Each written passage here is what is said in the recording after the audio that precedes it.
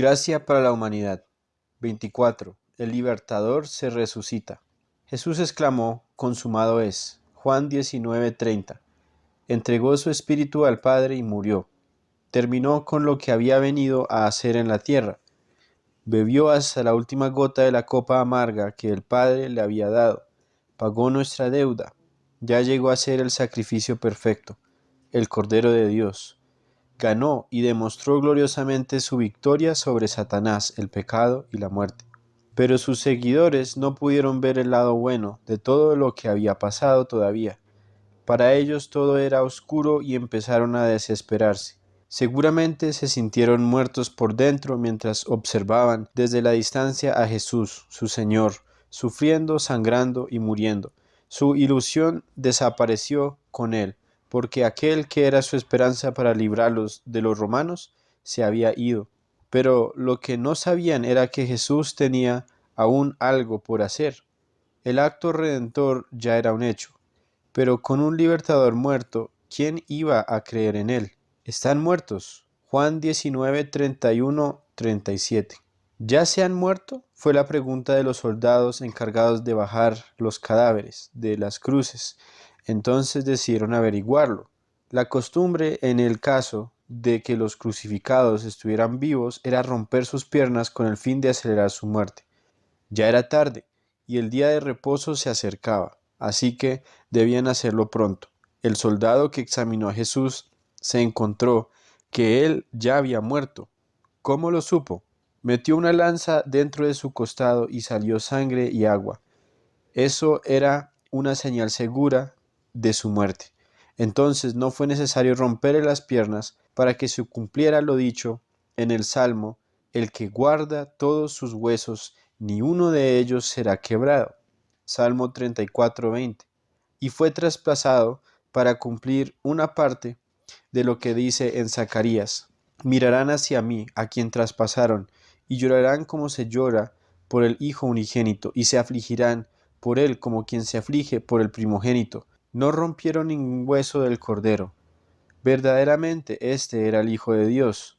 Mateo 27:54. Asombroso, el centurión romano y los soldados que estaban con él, quienes lo más probable eran los que hubieran visto a Jesús solamente desde el día anterior, declararon que en realidad él era el Hijo de Dios. Puede comprenderse que en parte podrían estar reaccionando al temblor y la oscuridad, pues siendo romanos creían en muchos dioses y en lo sobrenatural. Sin embargo, fue increíble que concluyeran que era el Hijo de Dios. Miremos qué más dijo el centurión según el libro de Lucas. Lucas 22:47. Aquí el centurión dice que Jesús tuvo que ser un hombre justo, y eso significa, por lo menos, que lo consideraba inocente de cualquier crimen que mereciera la muerte. El centurión tenía que obedecer órdenes y no tenía la potestad para opinar acerca de la muerte de Jesús, y aunque se vio involucrado en tan injusto sacrificio, él personalmente no veía ningún propósito en la muerte de Cristo. Para él no tuvo sentido, porque realmente era el Hijo de Dios. Vaya, Lucas 23:48. ¿Qué significa golpeándose el pecho? ¿De qué se trata? Los testigos del evento fueron fuertemente impresionados por lo que vieron. El golpear su pecho fue una manera de decir un profundo vaya, increíble, pero fue un vaya más profundo de lo que las palabras pudiesen expresar.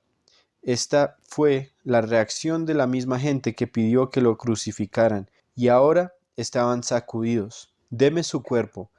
Marcos 15, del 42 al 47, Juan 19, del 38 al 42. Llegada la hora de sepultarlo, José, un hombre rico y miembro del Sanedrín, quietamente pidió a Pilato el cuerpo de Jesús. También llegó Nicodemo, el fariseo que se había reunido con Jesús de noche. Juan capítulo 3, con esencias para su cuerpo, y los dos lo llevaron a la tumba. Estos dos creyentes secretos estaban manifestando que ahora su fe no era ningún secreto. La Biblia no dice exactamente cuándo creyó Nicodemo, pero es obvio que la conversación que tuvo con Jesús le ayudó para luego creer en el Cristo de Dios. Normalmente, cuando nadie reclamaba el cuerpo del crucificado, los romanos lo botaban donde llevan la basura y los buitres y los cuervos se encargaban de comérselo. Las mujeres se preparan. Lucas 23, 55 al 56. Para asegurarlo. Mateo 27, del 62 al 66. La oposición no quería arriesgarse, así que decidieron poner una guardia de soldados frente de la tumba y sellar con una piedra la entrada, para que nadie intentara abrirla, pues Cristo había prometido resucitar y alguien podría robar su cuerpo y hacer fraude. ¿Dónde está? Lucas 24, 1 al 8. Cuando se acabó la Pascua, temprano el domingo por la mañana, las mujeres fueron al sepulcro para ungir el cuerpo de su Señor con algunas especias aromáticas, pero nunca pudieron usarlas. Al llegar encontraron la piedra a un lado y la tumba abierta. Miraron adentro y el cuerpo de Jesús no estaba. Al instante les aparecieron dos ángeles que les dieron la asombrosa noticia de que el Señor había resucitado. Mahoma no pudo hacer esto, ni Buda, ni ninguna otra persona. Le han llevado. Juan 20, 1 al 10. Pero María Magdalena no vio a los ángeles, vio la piedra quitada, y de inmediato se fue a contar lo sucedido a los discípulos. Corrió hasta donde Pedro y Juan, diciéndoles: se han llevado del sepulcro al Señor. Pedro y Juan se fueron corriendo rápidamente para confirmar lo que ella decía. Juan llegó primero, miró desde afuera, pero esperó a Pedro, quien al llegar entró y vio los lienzos. Después Juan entró y vio los lienzos también, y dice la palabra que él creyó.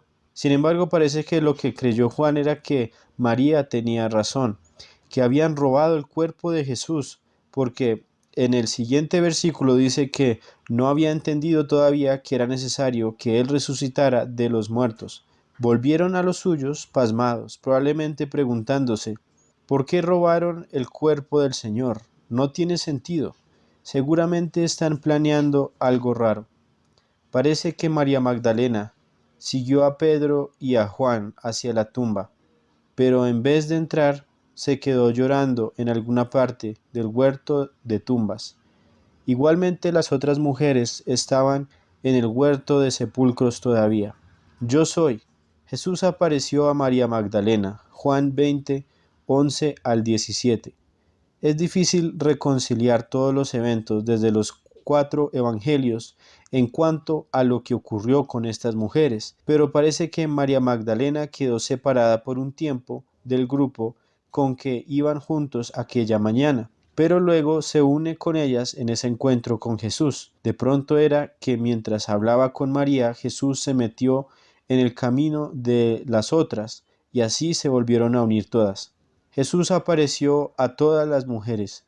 Mateo 28, 9 al 10. Todas ellas, después de sus respectivos encuentros con Jesús, volvieron a contarlo todo a los discípulos, como fueron mandadas por los ángeles, y Jesús mismo, estando en el aposento alto. Los discípulos entonces las escucharon contar sus historias de cómo el Maestro estaba vivo, pero no las creían. Marcos 16, 11. Hombres comprados. Mateo 28, del 11 al 15. Los soldados recibieron una buena cantidad de plata y actuaron como si nada hubiera pasado, aunque realmente algo grande había pasado, y ellos eran testigos oculares de esto. Pero para ellos fue fácil tomar el dinero y esconder el asunto. Después de todo, ¿quién iba a creer una historia tan increíble? Habrían quedado en ridículo frente a sus compañeros, y peor, frente a sus superiores. Les pareció que era una buena propuesta mentir diciendo que robaron el cuerpo mientras estuvieron durmiendo. No obstante, debieron haberse sentido mal dentro de sí por haber callado tan increíble evento. Su testimonio falso luego ya no servía cuando Jesús apareció ante 500, y toda Jerusalén ya sabía que Jesús se había resucitado. En el camino, Lucas 24 del 13 al 35. Jesús les explicó usando la historia del Antiguo Testamento y las profecías, cómo era necesario que el Cristo padeciera y entrara en su gloria. A través de este estudio hemos estado haciendo lo que Jesús hizo con estos dos discípulos en el camino hacia Emaús. Hemos repasado la historia del Antiguo Testamento para entender mejor el quién, el qué, el cuándo, el dónde y por qué respecto al Mesías. Cuando fueron abiertos los ojos de estos discípulos que iban camino a Emaús y se dieron cuenta que era el mismo Jesús, aquel con el cual estaban hablando, Cristo desapareció y los dos volvieron a Jerusalén a contar a los discípulos sobre el encuentro con el Maestro. Miren mis manos y mis pies. Lucas 24, 35 al 46. Los discípulos temieron y dudaron, pero Jesús los consoló y restauró su fe, diciendo: Mirad mis manos y mis pies, que yo mismo soy. Sabían por las llagas que era él, y no algún fantasma o impostor. Lo dudó. Juan 20, 24 al 25. Tomás no estaba presente cuando Jesús apareció delante de los discípulos por primera vez. Por esta razón, se resistió a creerles. Lo cierto es que él tenía las mismas dudas que tuvieron todos ellos cuando escucharon la noticia de la resurrección por primera vez. Lo creyó. Juan 20, 26 al 29. Cuando Jesús se les apareció por segunda vez, Tomás se asombró y sus dudas se desaparecieron al ver con sus ojos y palpar con sus manos que era realmente Jesús. Cristo volvió de la muerte transformado, con un cuerpo resucitado y sin marcas en su rostro, pero todavía tenía las llagas en las manos, pies y costados, cuales ayudan a identificarlo como Cristo Jesús. La resurrección y la vida. Juan 11, 25 al 26. Esperanza. Eso fue lo que produjo la resurrección de Jesús. Transformó una muerte aparentemente sin sentido y la llenó de significado y poder. Ahora sí había una razón para vivir. Primera de Corintios 15 del 21 al 22. En el próximo estudio volveremos al Antiguo Testamento para ver cómo la muerte y la resurrección fueron profetizadas detalladamente cientos de años antes que sucedieran.